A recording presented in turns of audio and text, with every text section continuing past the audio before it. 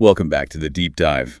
Today, we're tackling a really hefty stack of research policy notes, essentially a blueprint. Yeah, a blueprint for driving some serious economic change. Rapid, sustainable, and critically inclusive change in one of the world's largest developing economies. Exactly. And the source material we have is, well, it's pretty comprehensive. It really is. Goes way beyond just the headlines. We've got the big macro numbers, sure, like that 9.2% GDP growth rate, and the debt ratios we need to watch. Right, the usual high-level stuff. But also the really granular details. Things like, farm mechanization rates, how many tractors are actually out there, financial literacy in rural areas, or even just how much red tape small businesses are wading through. It's all documented. And running through all of this information, there's this one really powerful theme, almost a warning, isn't there? Absolutely. The core insight seems to be that working in isolation in departmental silos just isn't going to deliver the results needed. Silo approaches will not produce the rapid changes required. That's the phrase that really stood out. It underlines the need for a systematic approach, consultative, involving multiple stakeholders, looking at the whole system. So that's our mission for you today. We're going to break down those systemic challenges, things like jobless growth, that widening inequality gap, and then unpack the actual specific recommendations.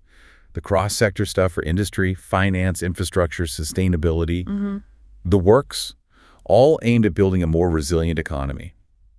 Okay, let's dive in, starting with the foundations, that macroeconomic picture. Growth. We see this headline figure, 9.2% GDP growth. Sounds pretty good, right? On the surface, absolutely an impressive number. Yeah. But as we know, GDP, well, it doesn't really capture the full picture, especially not in a developing context. Right, it can easily mask some pretty significant underlying issues. Precisely. The documents really stress this point. There's a fundamental need to look beyond that single GDP metric. Otherwise, you risk missing deep structural problems. So what's the shift look like then? If we're moving beyond just GDP, what metrics should we be focusing on? Well, the strategy calls for incorporating alternative indices, measures that capture genuine well-being and societal progress. Such as? Things like gross national happiness, GNH, or the Human Development Index, the HDI, which, it's worth noting, places this economy 131st out of 189 countries. So there's a gap there. That certainly puts the GDP number into a different light. It does. And also the Social Progress Index, SPI. Adopting these isn't just, an academic exercise. It actually forces policymakers to rethink where resources are going. How does that work in practice? Well, think about it. If your target is improving the HDI score, your focus automatically shifts. Maybe less on just building another highway and more on investing in healthcare or education quality, things that directly boost a citizen's capabilities and their ability to participate in the economy. It changes the game. And if we look at poverty specifically, the World Bank's Poverty and Shared Prosperity report back in 2016, a pretty clear message, right? Crystal clear. The core principle was that any growth strategy must be intentionally designed to create opportunities for the least well-off. Not just hoping growth trickles down. Exactly. Sustainable development isn't just about the top line growing. It's about ensuring the most marginalized people are equipped and able to actively benefit from that growth. Without that explicit focus, you just end up reinforcing the existing disparities. So the big strategic threat here is the middle income track growth fizzling out because the economy doesn't shift to higher value activities. How does this blueprint lay out the escape route? It's quite specific. It identifies 4 key structural areas that need reform. And again, the emphasis is on tackling these systematically, not as separate issues. Okay, let's walk through those 4 areas. First up, industries. For industries, it's sort of a 2-pronged approach. First, cut the red tape, improve the ease of doing business. That's crucial. Makes sense. Second, strengthen the financial plumbing for companies, specifically deepening the corporate bond market. And the notes mention introducing instruments like credit default swaps, CDS. Hold on, CDS, credit default swaps. That sounds like something from the financial crisis playbook. Why are they seen as important here? It's a fair question. A CDS is basically insurance for bondholders. If you introduce them in a well-regulated way, they can actually help de-risk the corporate debt market. Wow. By making investors feel safer buying corporate bonds, especially for longer-term projects. If investors are more comfortable, companies, particularly the crucial labor-intensive ones and MSMEs, get better access to capital that isn't just bank loans. It helps build that stability needed for scaling up. Okay, that makes sense. And that connects directly to the second structural pillar. Yeah. Human resource. Okay. We need skills, obviously, but the blueprint talks about how we approach skilling. Yes, it's not just about churning out certificates. The recommendation is for much stronger coordination between industry, universities, and the skill training institutes themselves. So training that actually matches what jobs are available. Exactly. Demand-driven, not supply-driven. Yeah. And beyond just technical skills, there's a big push to incentivize entrepreneurship education, making it normal, even encouraged, to start a business, providing that foundational knowledge and support system. Generating jobs from the ground up. That's the idea, rather than just waiting for big corporations to hire. Then we have agriculture. The notes talk about an evergreen revolution. That sounds ambitious. What's the focus? It moves beyond just boosting sheer quantity. The new revolution is about increasing productivity, yes, but specifically focusing on irrigation water productivity, getting more crop per drop. More efficient use of a scarce resource. Critically important. And the analysis goes further, suggesting we need to improve the total nutrition per drop, too. So it's not just about tonnage of grain, but the actual nutritional value and the economic value of what's grown, shifting maybe towards higher value, more diverse crops. Precisely. It's about efficiency, sustainability, and quality all at once. And the final pillar, infrastructure. We're talking massive numbers here, needing $4.5 trillion by 2040. How on earth do you fund that without breaking the bank? Well, the key mechanisms suggested are, 1, leveraging specialized development finance institutions, or DFIs banks, set up specifically for these long-term projects. And 2, crucially, restructuring the whole framework for public-private partnerships, PPPs. The notes explicitly cite the VJ Kelkar Committee recommendations on this. And what was Kelkar's main point about PPPs? They've had a mixed record, haven't they? They have. Kelkar's focus was largely on rebalancing the risk sharing. Often, this means the government needs to take on more of the early-stage risks, like land acquisition or regulatory hurdles, things private investors are wary of. Making it a safer bet for private capital. Exactly. If you make the projects more commercially viable and politically stable for investors, you can potentially unlock huge amounts of private funding that's currently just sitting on the sidelines. Hashtag tag 1.2, the shadow of inequality, world and domestic context. So we've got this framework for growth, for escaping that middle income trap. Yeah. But it's kind of pointless if all the benefits just flow upwards, right? Let's talk about inequality. The data presented is, well, it's stark. Globally, the World Inequality Report 2022 paints a grim picture. It's pretty sobering. Globally, the poorest half of the population owns just 2% of the wealth. Meanwhile, the richest 10%. They hold 76%. Wow. And the key thing for our listeners to grasp strategically is this trend. While inequality between countries might be slowly decreasing as developing nations catch up a bit, right, inequality within many countries is actually getting worse, and that creates huge internal, social, and political risks. And looking domestically, within the economy we're focusing on, the numbers are just as alarming, if not more so. Income disparity first. Yeah, the top 10% of earners take home 57% of the total national income.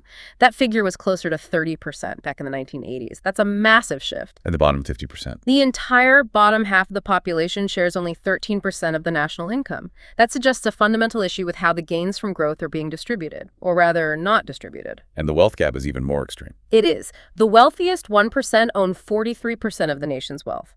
The bottom 50% collectively own just 2.8%, a tiny fraction. Let's just pause on that Oxfam 2021 data point, the Inequality Kills report, because it really highlights how these systems function, especially under stress.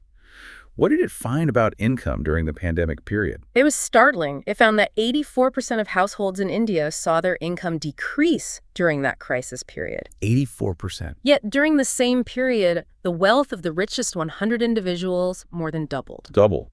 Well, most people's incomes fell. Yes. It suggests the economic architecture, perhaps unintentionally, is wired to funnel wealth upwards, even when most people are struggling. So if that's the diagnosis, deep systemic disparity, what's the proposed treatment in this blueprint? We need more than just Band-Aids, presumably. The primary recommendation is pretty direct, though it requires real political will and sustained funding.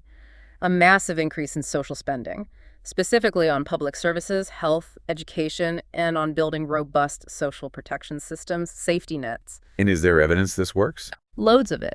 Global evidence from over 150 countries consistently shows that investing in these public goods is the single most effective strategy for tackling persistent inequality over the long term. Did the sources point to any specific examples or models for this kind of focused effort? Yes, they mentioned China's Common Prosperity Program. Not necessarily endorsing the whole model, but citing it as an example of a national strategy explicitly aimed at tackling systemic inequalities. It highlights the need for that kind of top-level, targeted political focus to ensure growth benefits are shared more broadly. Hashtag tag tag 1.3, the jobless growth dilemma. Which brings us to maybe the biggest disconnect highlighted in these documents. The failure to turn those impressive GDP numbers into enough decent jobs, the whole phenomenon of jobless growth. And the evidence for this is pretty stark in the labor force figures. The labor force participation rate, the LFPR, that's a share of working-age people either working or actively looking for work, it actually shrank. Dramatically. From around 55% in 2012 down to just under 50% by 2018. Why is that drop so significant? What does it really mean?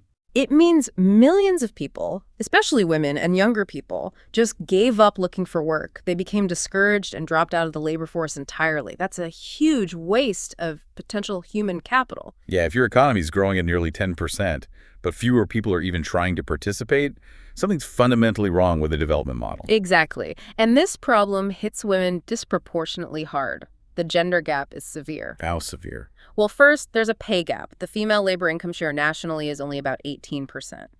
But the bigger crisis is participation. The female LFPR was shockingly low at 23% back in 2017-18. 23%. And the data shows it fell even further during the pandemic, especially in rural areas. When women leave the formal workforce, their economic independence tanks, and the whole economy suffers from that loss of productivity. So given this crisis, where do we look for solutions? The blueprint seems to draw inspiration from East Asia again. Yes, it specifically recommends learning from Japan's Womenomics plan. What does that involve? It's a systematic approach, not just offering skills training, but actively incentivizing women, particularly mothers, to rejoin and stay in the workforce. This means tackling structural barriers, providing affordable, quality childcare, for instance, and creating legal frameworks that ensure women can reach leadership positions. So it's an economic imperative, not just a social issue. Absolutely. If you don't find ways to systematically bring women back into the labor force and keep them there, you're never going to solve the overall employment deficit or the inequality problem. It's fundamental to accelerating growth. Okay, this focus on jobs, skills, entrepreneurship, it all needs funding. It leads us straight to the financial plumbing of the economy. If growth is the engine, financial inclusion is like the fuel line, right? That's a good way to put it. And financial inclusion, as defined by the Reserve Bank of India, is about ensuring everyone, especially vulnerable groups, has access to the financial products and services they need at affordable costs, delivered fairly and transparently. And the progress here has been quite remarkable, hasn't it? Globally recognized even. It has. The headline number is that around 80% of adults now have bank accounts. That's a massive leap, largely driven by government initiatives like the Pradhan Mantri Jan Dhan Yojana, PMJDY. That's the scheme that opened millions of basic accounts. Exactly, and it enabled things like direct benefit transfers, DBT, to reach people directly. It really showcased the power of that foundational JAM Trinity, Jan Dhan accounts, Aadhaar identification, and mobile connectivity. But the blueprint suggests we can't stop there. Just having an account isn't enough. There's this crucial shift needed from financial inclusion to financial empowerment. What's the difference? It's the difference between just having a place to receive money and having the ability to use finance to improve your life. Inclusion is the first step. Empowerment is the goal. And how does policy drive that shift? Well, the specific recommendation is to evolve PMJDY into something like PM Jan Dhan Vriddhi. The Vriddhi meaning growth or prosperity. The focus would shift towards providing universal access to bank credit, especially for the most underprivileged. So moving beyond just savings and payments to actual lending. Precisely. Access to credit, even microcredit, is what truly empowers people. It allows them to invest in a small business, buy better farm inputs, smooth over income shocks, build assets. That's empowerment. But we need to be realistic here. Despite the impressive account numbers, there are still major gaps, right? The system isn't reaching everyone effectively. That's the challenge. The data shows that 2/3 of the poor still rely on informal credit sources. Money lenders, basically, often charging crippling interest rates. 2/3. So the formal system isn't displacing the informal one fast enough. Not nearly fast enough. And layered on top of that is the issue of financial literacy. A staggering 65% of the population lacks basic financial understanding. So you have the best digital banking app in the world. But if people don't understand concepts like interest rates, risk, savings plans, or even just how to navigate the digital interface safely, then those advanced services remain out of reach. Empowerment requires literacy alongside access. #tag 2.2 digital payments and the fintech edge. Now, one area where this economy is genuinely a world leader is digital payments. The scale is just phenomenal. It really is. The source notes cite over 25 billion UPI transactions back in 2020. That puts the country significantly ahead of, say, China on a per capita basis, and even ahead of tech hubs like the US in terms of real-time payment volume. That's incredible. But the blueprint must also address the risks, right? Security, fraud, and again, that digital divide for those lacking literacy or connectivity. Absolutely. The policy work has been quite proactive in building the architecture. Key committees have laid the groundwork. For example, the Nandan Nilekani panel in 2019 makes some important suggestions. What? They recommended that all government payments to citizens should be digital only. That drives adoption. And they proposed the National Common Mobility Card, NCMC basically, one card for all transport payments across the country. Interoperability. And even before that, the Rattan-Waddell panel in 2016 pushed for that crucial interoperability between banks and non-bank payment systems like digital wallets. Right. While also emphasizing the need for strong regulatory oversight to keep the system secure. These weren't just random developments. They were driven by deliberate policy design. And all this has created a really fertile environment for fintech innovation. Massively so. The fintech adoption rate hit 87% by March 2020. The global average was around 64%. That shows huge consumer appetite for these digital financial services. But again, it comes back to that literacy point. High adoption is great, but it needs to be informed adoption. Couldn't agree more. The tech is racing ahead. The financial education needs to catch up to ensure everyone benefits safely. #tag 2.3 fiscal management and the debt challenge. Okay, let's shift gears to the government's own books. Fiscal responsibility. We've got some worrying indicators flagged in the source material. Fiscal deficit at 6.7% and a pretty high overall debt-to-GDP ratio at 85.2%. State debt alone is 31%. Why is that high debt ratio such a drag on long-term strategy? Well, fundamentally, a high debt ratio signals potential strain on the government's ability to manage its finances. More importantly, when a large chunk of government revenue goes just to paying interest on past debt. There's less money left for productive investment. Exactly. Less for infrastructure, R&D, health, education, the very things needed for future growth. This forces a hard look at the rules meant to enforce discipline. Specifically, the fiscal responsibility and budget management, or FRBM, framework. And the big problem side of there is they keep breaking the rules. Pretty much. The notes mention consistent non-adherence. There have been 4 official pauses or escapes clauses triggered since FRBM was introduced in 2003, plus other times the targets were just missed. This constant shifting undermines the credibility of the whole fiscal framework. So how do you fix that lack of discipline? The blueprint points to some key committee recommendations. The N.K. Singh Committee, for instance. Yes, they proposed an institutional fix. Establish an independent fiscal council. What would that do? It would be a body operating outside the direct day-to-day political pressures. Its job would be to monitor fiscal policies, provide independent economic forecasts, often more realistic than government ones, and essentially act as a watchdog, applying pressure to stick to sustainable fiscal paths. Providing some objective oversight. Exactly. And back in 2015, the Kelkar Committee suggested following what they called the golden rule of public finance. Which is? It's elegantly simple. Don't borrow to fund your day-to-day running costs, your non-productive expenditure. As they put it, you cannot spend your way to prosperity by borrowing for consumption. Borrowing should be for assets that generate future returns. Ideally, yes. Productive capital expenditure that helps grow the economy and generates the revenue to eventually pay back the debt. Now, there's a particularly tricky area flagged in the notes, this issue of off-budget borrowings, OBBs. What are these and why are they a problem? OBBs are essentially expenditures that are effectively government liabilities, but they're not routed through the main budget. The government might direct a public entity to borrow money for a scheme, for example. So it doesn't show up in the official deficit numbers. Precisely, and that's the core problem. A massive lack of transparency. It hides the true extent of the government's debt burden. And the Comptroller and Auditor General, the CAG, actually quantified this. They did. A 2019 CAG report calculated the actual fiscal deficit at 5.85% of GDP. The official government figure reported at the time was 3.46%. Wow, that's a huge difference. It is, and it was largely due to these OBBs not being counted. This misleads markets, undermines parliamentary oversight, and can store up financial risks because nobody has a clear picture of the real liabilities. So what's the fix proposed by the CAG? They recommended a formal, legally backed policy framework for OBBs. This framework would require the government to disclose the amount, the specific reason, and the goals of any such borrowing, bringing it all into the open and under proper scrutiny.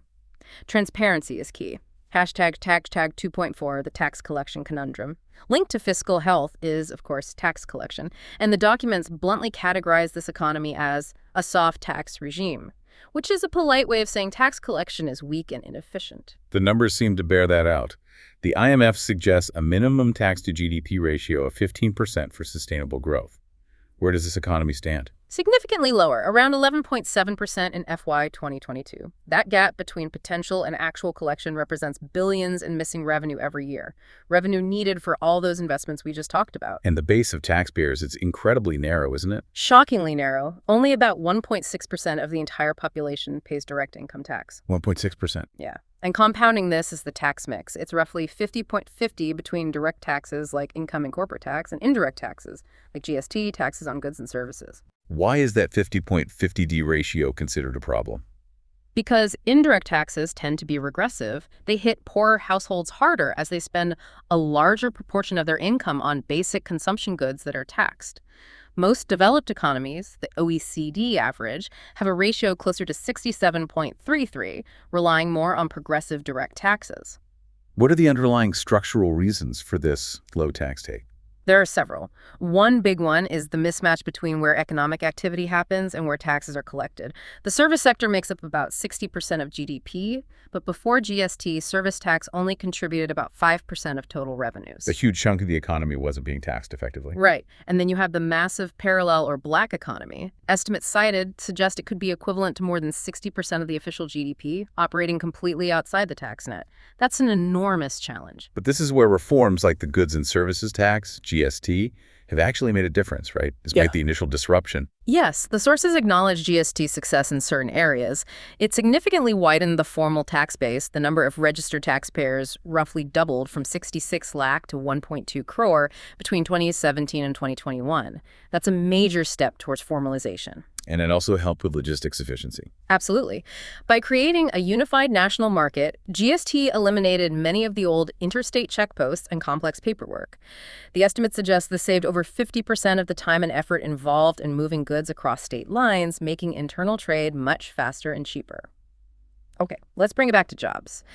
Because the traditional engine for mass job creation, the manufacturing sector, seems to have stalled out. The data shows manufacturing's contribution to GDP has been stuck, around 16% or so, right? And it's been like that for decades, since the early 90s. Exactly. And you contrast that with China or other East Asian economies. During their high-growth periods, they often saw their manufacturing share triple. This stagnation here is a major strategic weakness. Why does that manufacturing stagnation matter so much for jobs? Because manufacturing, historically, is the sector that absorbs large numbers of low-skilled and semi-skilled workers moving out of agriculture. It's the classic path to broad-based employment growth. Without a dynamic manufacturing sector, it's much harder to create those millions of jobs needed for a young, growing population. And the scale of the jobs challenge is just immense. The Economic Survey 2020-21 put a number on it. A huge number. India needs to create at least 90 million new non-farm jobs by 2030. 90 million by 2030. Yeah. That figure includes absorbing about 60 million new entrants to the workforce, plus transitioning around 30 million people currently underemployed in agriculture into more productive non-farm work. And layered on top of that sheer number is the quality issue, the skills gap. Right. The statistic cited is alarming. Something like 47% of graduates are considered not employable for any industry role straight out of college. Nearly half. It points to a massive disconnect between the education system, the skilling programs, and what industries actually need. Fixing that requires deep reform in curriculum, teacher training, and much, much closer partnerships between academia and industry. Hashtag 3.2, the MSME engine, and the gig economy. So if large-scale manufacturing isn't providing all the answers right now, the focus inevitably shifts to the MSME sector. Micro, small, and medium enterprises, they're critical, aren't they? Absolutely the backbone in many ways. MSMEs contribute around 45% of manufacturing output, nearly half of all exports, 48%, and over 30% of GDP. And importantly, about 60% of them are located in rural areas, providing vital non-farm employment outside the big cities. But they face enormous hurdles. The blueprint talks about regulatory friction being a major pain point. It's crippling for many. The statistic that jumps out, for you, the listener, to really grasp the burden, is that a typical MSME might have to deal with at least 400 different compliances every single year. 400. That sounds like a full-time job just managing paperwork and bureaucracy. For a small business owner, it practically is. And this heavy compliance burden acts like a formalization tax. It discourages growth and pushes businesses to stay small and informal. And alongside the red tape, there's the constant struggle for finance. A huge constraint. The data suggests 90% of MSMEs operate outside the formal credit system. Only about 8% are served by formal channels like banks. 90% are cut off from formal loans. Effectively, yes. They rely on personal funds, family, or informal lenders. This means they're starved of the working capital and investment funds needed to grow, innovate, hire more people, and become more productive. They are a massively underutilized engine. Now, alongside MSMEs, we have this rapidly growing phenomenon, the gig economy. How's that defined in the sources? It's defined by temporary, flexible jobs where companies engage independent contractors or freelancers instead of full-time employees. Think ride-sharing drivers, delivery workers, freelance creatives, IT contractors. And the growth trajectory is steep. Very steep. From about 77 lakh workers in 2020-21, projections estimate it could reach 2.35 crore workers by 2029-30. That's huge growth. Wow. And critically, the sources note that around 56% of new employment being generated is coming from the gig economy. It's not a fringe activity anymore. It's a major source of urban job creation. Which means policymakers need to pay serious attention, especially regarding worker protection. Absolutely. The International Labor Organization ILO perspective cited is that Social Security is a fundamental human right. This massive growing gig workforce often lacks traditional benefits like health insurance, paid leave, pensions. The policy framework needs to evolve rapidly to provide adequate social protection for these workers. Otherwise, we risk creating a new underclass of precarious labor. Hashtag 3.3, the formalization challenge. This leads directly into the broader, very complex challenge of formalization. We just talked about MSMEs staying small to avoid the formalization tax.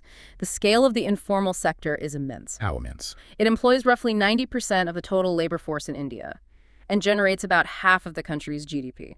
90% of workers are in the informal sector. Yes, operating largely outside the tax net, without formal contracts, social security, or access to institutional finance and support. It's inefficient, leaves workers vulnerable, and holds back national productivity. And the source material is quite direct about why this persists. It blames the complex regulatory environment, calling it that formalization tax. It also uses this term, dwarf enterprises. What does that mean? Dwarf refers to the overwhelming majority of firms, over 98% of employers. Apparently, that remains stuck at a very small size. They never scale up. Why not? Because the perceived costs and hassles of entering the formal system, registering the business, complying with labor laws, paying taxes, dealing with inspectors outweigh the potential benefits for them. By staying small and informal, they avoid that tax, but they also cut themselves off from accessing institutional capital, attracting skilled talent, adopting new technologies, and becoming more productive. They're trapped in a low-growth equilibrium. So breaking this cycle requires simplifying regulations and incentivizing formalization. And part of the strategy seems to be linking firms, especially potentially larger ones, into global value chains, or GVCs. Remind us what those are. GVCs are those cross-border production networks where different stages of making a product design, component manufacturing, assembly, marketing happen in different countries. Think smartphones, cars, electronics. And participating in these chains is seen as beneficial. Hugely beneficial, according to the research cited. GVCs now drive almost half of all global trade, and the estimated impact is significant. A 10% increase in a country's GVC participation is linked to a boost in per capita income of over 1%. That's double the boost from just conventional trade. Roughly, yes, because it forces firms to upgrade technology, improve quality standards, and become more efficient to meet the demands of the global market. It's a powerful driver of productivity. And this connects to the Assemble in India for the World idea within the Make in India initiative. Precisely. The vision is to integrate Indian firms, especially in sectors like electronics and network products, into these GVCs. The potential payoff is huge. Projections suggest it could raise India's share of world exports to 6% by 2030. And the job creation potential. Also massive, potentially creating 38.5 million additional jobs over the next 5 years just through exporting these network products. But it requires creating an environment where firms can easily plug into these global systems. Okay, let's shift focus now to the agricultural core. Still a massive part of the economy and employment, but facing huge efficiency challenges. The disparity highlighted is stark. It really is. You have about 40% of the entire workforce engaged in agriculture, but that sector contributes only around 20% to the national GDP. 40% of workers generating only 20% of value. That screams low productivity. Absolutely. And when you compare it globally, the picture becomes clearer. India's rice yields, for example, are mentioned as being only about 1/3 of China's, and roughly half the yields achieved in places like Vietnam or Indonesia. We're using vast amounts of land and labor for relatively low output. So how does the blueprint propose to tackle this productivity deficit? There's a call for a crucial shift in focus. Yes. Away from just looking at land productivity tons per hectare towards prioritizing irrigation water productivity. Getting more crop per drop. Exactly. This is critical because water scarcity is arguably the defining resource constraint for the future.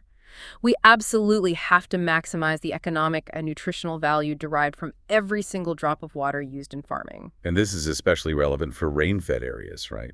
Which are a huge part of the agricultural landscape. A massive part. They're not a niche issue. Around 61% of all farmers rely on rainfall, not irrigation. These areas are vital. They produce 88% of the country's pulses, for instance. But they're often neglected in terms of investment. That's the problem. They receive significantly less public investment in water management, infrastructure, technology access, market links. The result: farmers in rain-fed areas typically earn about 40% less from agriculture compared to their counterparts in irrigated regions. Any strategy for inclusive growth has to specifically target improving productivity and resilience in these rain-fed zones. So the overarching goal that's been discussed for years and is reflected here is about increasing farm productivity as the primary means to boost farmer incomes. The idea is that this creates a positive ripple effect through the rural economy. And the blueprint outlines a multi-pronged approach, using various policy tools together.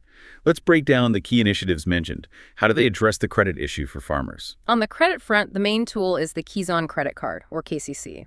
The push is to expand its reach beyond just crop loans. To cover other activities. Yes. Critically, to cover allied activities like animal husbandry, dairy, fisheries. These are often more stable income sources for smallholders, so providing formal credit for them is vital for diversifying and boosting overall rural income. Okay. And for managing inputs like soil and water more efficiently. There, the focus is on tech and better management practices. Schemes like soil health cards aim to give farmers specific information about their land's nutrient needs, reducing wasteful fertilizer use. And the Pradhan Mantri Krishi Sinchai Yojana, PMKSY, is the flagship scheme pushing for micro-irrigation drip and sprinkler systems to improve water use efficiency. Per drop, more crop. And dealing with the inherent risk in farming: weather, pests, price volatility. The main instrument there is the Pradhan Mantri Fasal Bima Yojana, PMFBY, the crop insurance scheme. It aims to provide a safety net against yield losses due to unforeseen events, offering crucial financial stability, especially for small and marginal farmers. And finally, there's the element of direct income support. Yes, through schemes like the Pradhan Mantri Kisan Samman Nidhi or PM Kisan. This provides direct cash transfers to eligible farmer families, aiming to supplement their income and help cover costs, particularly for smallholders. It's about providing a basic income floor. Tag 4.3 technology and modernization. Now, technology is seen as a major lever for boosting that productivity. Precision agriculture, sometimes called satellite farming, comes up. Yeah. What does that actually involve on the ground? Precision ag is about using technology sensors, GPS, data analytics, satellite imagery to manage farm inputs much more precisely. Applying the right amount of water, fertilizer or pesticide, exactly where and when it's needed, rather than just blanket applications. Can you give some examples? Sure. The notes mention things like tractors fitted with GPS and sensors that can automatically adjust tillage depth or seed placement, or using satellite or drone imagery to monitor crop health block by block, identifying nutrient deficiencies or pest outbreaks. Really, it's data-driven farming. And the benefits are potentially quite large. Very significant, according to the figures cited. Precision techniques can apparently reduce input costs by 18–20% because you're eliminating waste. Right. And they can enhance yield substantially, anywhere from 30%, maybe even up to 100% in some specific controlled applications. But despite this potential, there's a big gap in adoption, especially when it comes to basic mechanization. A huge gap. India's overall farm mechanization rate is estimated at only 40–45%. How does that compare globally? Very poorly. Compare that to the USA at around 95%, or even China at 57%. Mechanization isn't just about big tractors, it's about using appropriate machinery for various tasks: planting, harvesting, processing. It saves enormous amounts of time and labor, especially during peak seasons, and can also provide input savings like 15–20% for seeds and fertilizers through precision placement. And looking at the agri-tech startup scene, lots of buzz, but is it making a dent yet? There's huge potential, but penetration is still very low. The estimate mentioned is that agri-tech solutions currently reach only about 1% of their potential addressable market in India. Only 1%. Yeah. But the potential market size is estimated at around $24 billion by 2025, so there's massive room for growth. To help enable this, the government is working on this concept called AgriStack. What's agri? It's envisioned as a national digital ecosystem for agriculture, kind of a foundational platform linking farmer identity, land records, crop information, weather data, market prices. The idea is to create a unified base upon which innovative services, credit, insurance, advisory, market access can be built and delivered digitally. It's based on the IDA framework, India Digital Ecosystem for Agriculture, hashtag 4.4, the subsidy versus investment debate. Okay, we have to talk about the money. Farm subsidies are a huge part of the agricultural budget, right? Around 2.5% of GDP. But the source material is quite critical of this reliance on subsidies, citing the Dalwhite Committee. Yes, the critique is that a system overly reliant on input subsidies, like for fertilizer, power, water, is ultimately not sustainable. Why not? What are the downsides? Well, subsidies often distort farmer decisions. Free or cheap power encourages excessive groundwater pumping, leading to depletion. Fertilizer subsidies can lead to overuse and soil degradation. They also tend to be captured disproportionately by larger, wealthier farmers, not always reaching the intended smallholders, and they become fiscally burdensome. And the alternative is investing that money more productively. The notes make a strong case based on return on investment. This is perhaps the most compelling argument in this section. The data cited shows the stark difference in returns. Every rupee spent on agricultural R&D, research and development, is estimated to yield benefits worth 11.2 rupees back to the economy. 11 times the return. Compare that to a rupee spent on fertilizer subsidy, which yields only a bare 0.88 rupees in return, actually less than the cost. Or power subsidy, yielding just 0.79. So R&D investment is vastly more productive than input subsidies. Overwhelmingly so. Yet the trend observed has been declining public investment in R&D, while input subsidies have ballooned. It suggests a policy focus on short-term palliatives rather than long-term high-return investments in productivity and innovation. This also brings us to the minimum support prices, or MSP, a politically sensitive topic, but the notes raise concerns about its effectiveness and side effects. Yes, several issues are flagged.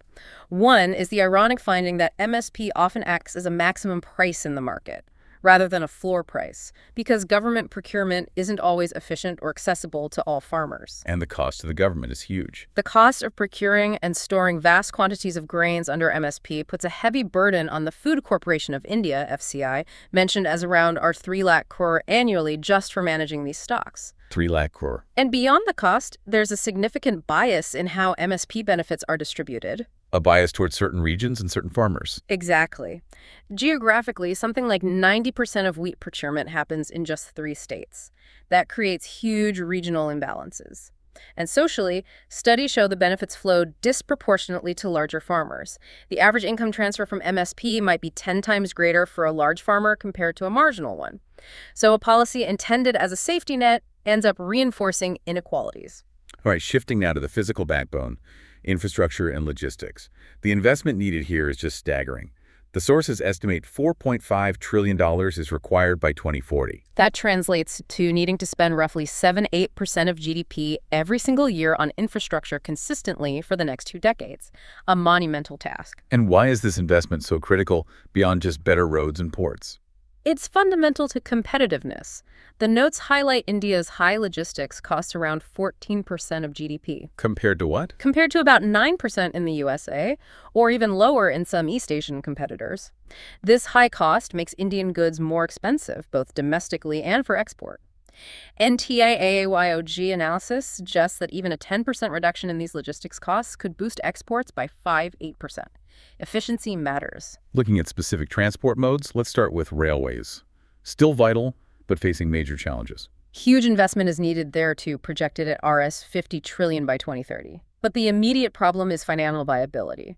The operating ratio is cited at 98.4%. Remind us what that means. It means for every 100 rupees the railways earn, they spend 98 rupees and 40 paisa just on running the system. That leaves almost nothing for investment, modernization, or expansion. It's running on fumes. And this is partly due to cross-subsidies. Yes, the practice of using profits from freight transport to keep passenger fares low is a major factor.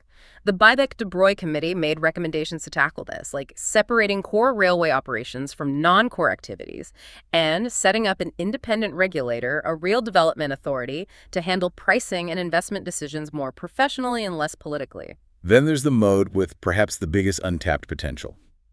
Waterways. Inland water transport. Hugely efficient, environmentally friendly. The stats are compelling. 1 liter of fuel can move 215 ton-kilometers of cargo on water compared to just 24 ton-kilometers on the road. Massive difference. Yet inland waterways carry less than 2% of India's total freight traffic. It's a drastically underutilized national asset, mainly due to lack of investment in dredging, terminals, and connectivity. #5.2 energy transition and efficiency.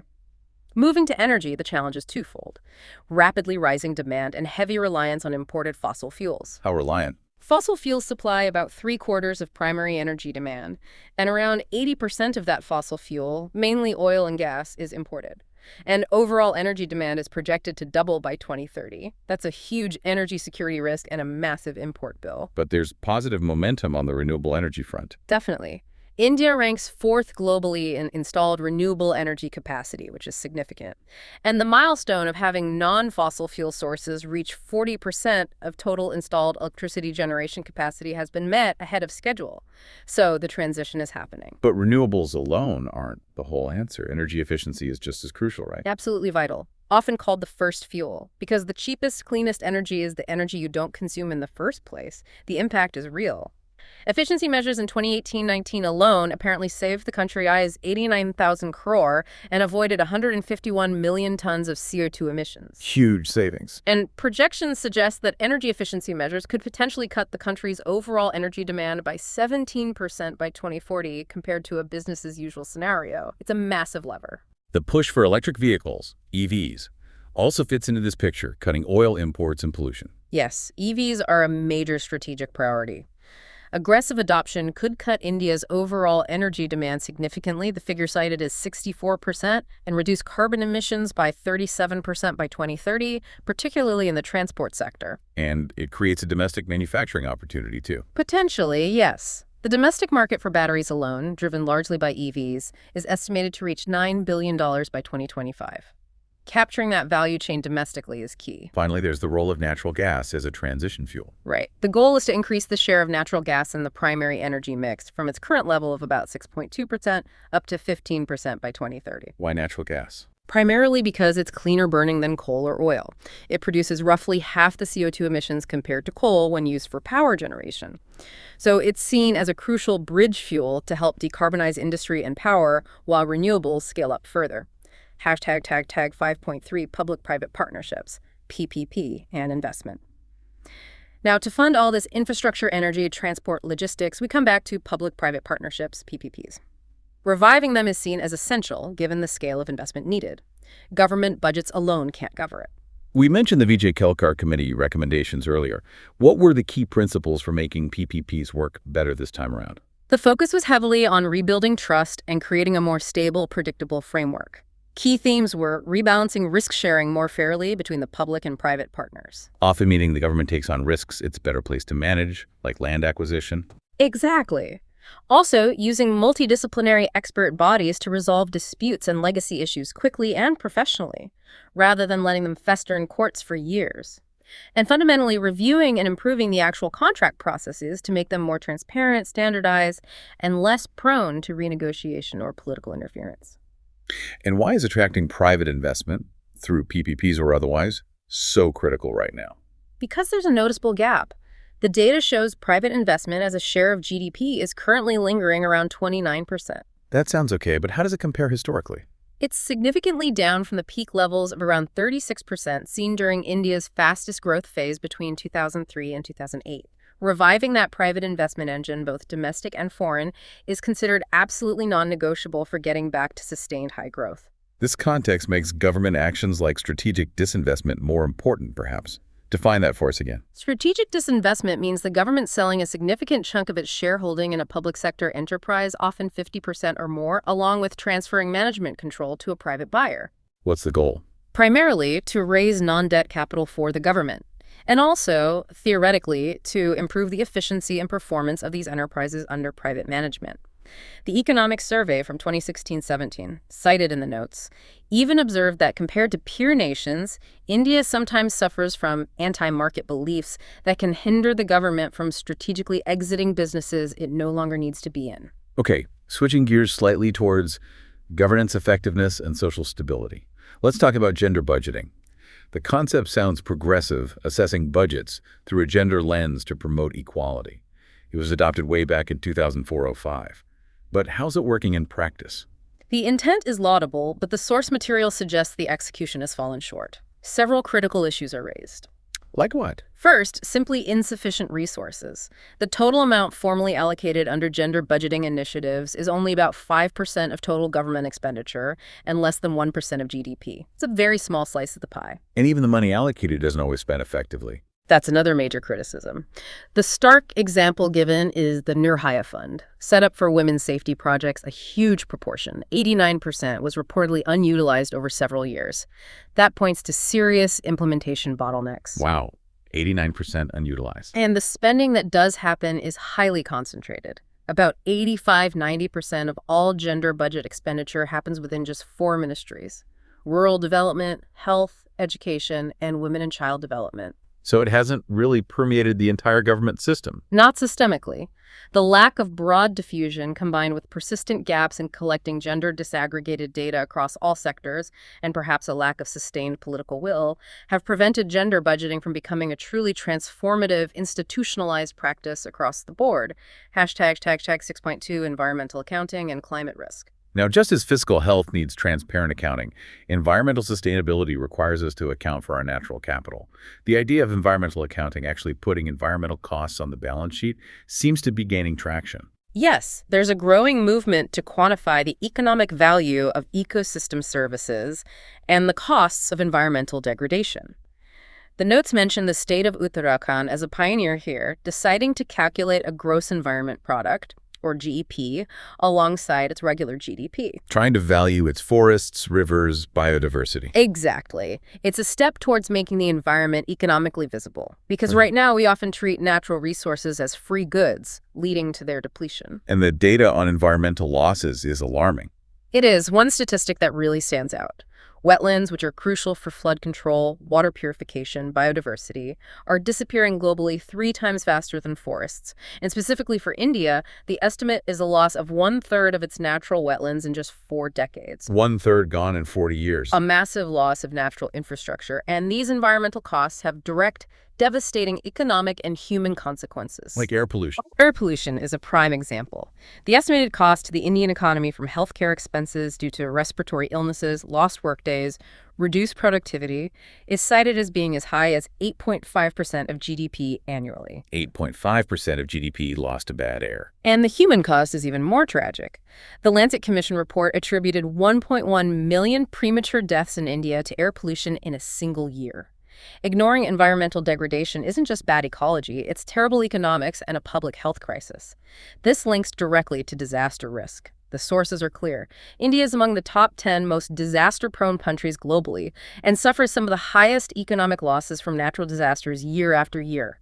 This demands a fundamental rethink of disaster management. The traditional approach has been reactive, right? Focused on the 3 Rs. Rescue, relief, and recovery after a disaster hits. What's the proposed shift? The blueprint calls for a paradigm shift towards prevention and mitigation, moving from the 3 Rs to restriction and refrain, meaning proactively identifying high-risk zones and restricting or refraining from building critical infrastructure or dense settlements there in the first place. So land use planning becomes a core part of disaster management. Absolutely. And another crucial shift is moving from simple weather-based forecasting, heavy rain expected, to impact-based forecasting. What does that mean?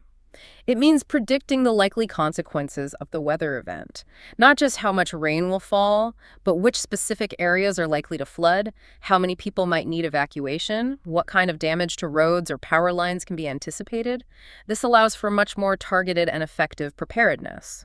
But despite these ideas, the implementation on the ground seems to be lagging.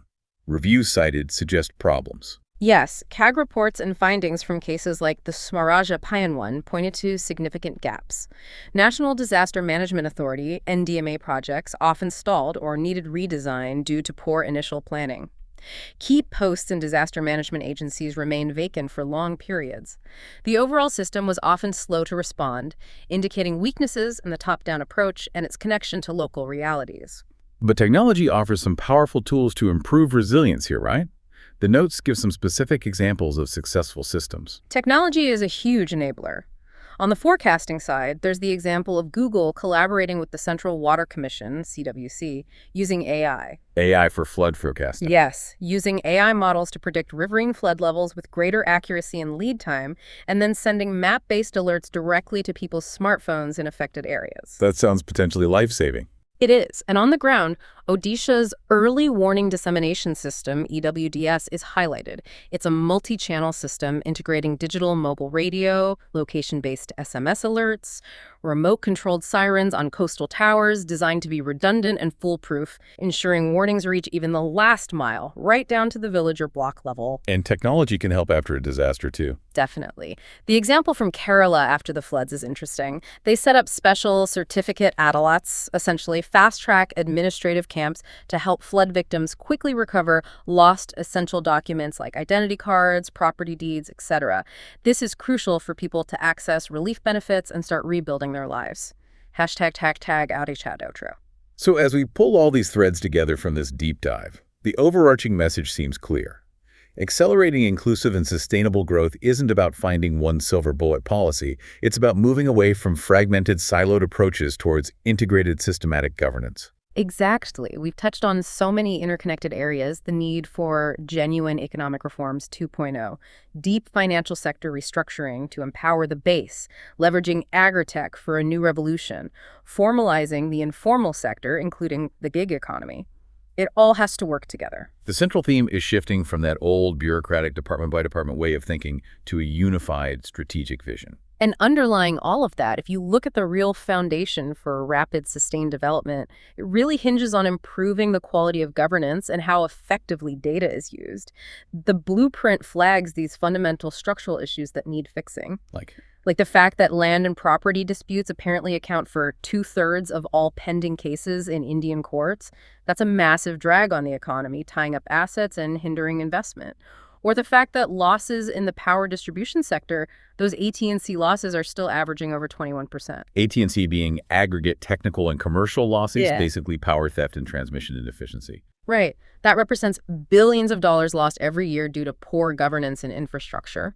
Fixing these kinds of fundamental structural weaknesses, land titling, discom viability is arguably more critical for long-term growth than any short-term macroeconomic stimulus package. You need solid foundations. Okay, so to wrap up, let's leave you, our listener, with a provocative thought, tying this back to that crucial goal of inclusive growth. We know knowledge is only valuable when it's applied. And the World Bank finding cited here says that a 1% increase in agricultural GDP tends to reduce poverty more effectively, especially in rural areas, than equivalent growth in manufacturing or services. A very powerful finding. So considering that and reflecting on the detailed blueprint we've explored today, which specific immediate policy levers should policymakers prioritize right now? Is it pushing for universal credit access through something like PM Jan Dhan Riddhi? Is it decisively shifting funds from inefficient subsidies towards high-return agricultural R&D? Or is it doubling down on improving irrigation water productivity? Which of these, or perhaps which combination, offers the best chance to ensure that the benefits of future growth genuinely reach the bottom 50% first? Something for you to think about.